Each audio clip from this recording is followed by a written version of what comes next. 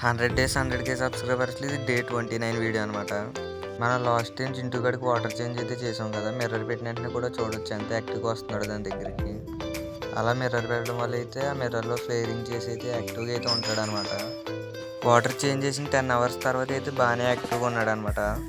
Mirror పెట్టగానే mirror దగ్గర కూడా ఫాస్ట్‌గా అయితే వచ్చాడు. కానీ ఏమైందో తెలీదు. నెక్స్ట్ డే చూసేటప్పటికైతే ఇంత డల్‌గా అయితే అయిపోయాడు. మన చింటూ గడికి హెడ్ మీద సొట్టపడినట్టు కూడా అయిపోయింది. క్లియర్‌గా ఈ వీడియోలో అయితే చూసుకోవచ్చు మీరు. లాస్ట్ టైం ఇలాగ అయినప్పుడే గార్లిక్‌ని పేస్ట్ కింద చేసి అయితే దాన్ని ఫుడ్‌ని నానబెట్టి అయితే వేసాము. అప్పుడైతే కవర్ అయిపోయిందనమాట. ఇప్పుడు కూడా గార్లిక్‌తోని డీవార్మింగ్ చేయాలా లేకపోతే ఏమైనా టాబ్లెట్స్ వాడాలో కామెంట్ అయితే చేసేయండి. అలాగే చాలామంది బీటా బ్రీడింగ్ చేయ్ బ్రో అని అయితే అడుగుతున్నారు కదా! బీటా బ్రీడింగ్ కూడా చేయడం అయితే జరిగిందనమాట. లింక్ కూడా ఇక్కడైతే ఛానల్ కింద అయితే కనిపిస్తుంది కదా! అది లింక్ నొక్కిన వెంటనే మీకు ఆ ఫుల్ వీడియో అయితే ఓపెన్ అవుతది. మన ఛానల్‌లో డైలీ ఒక వీడియో అయితే అప్‌లోడ్ అవుతదనమాట. ఇంకా ఎవరైనా సబ్స్క్రైబ్ చేయకపోతే సబ్స్క్రైబ్ అయితే చేసుకోండి.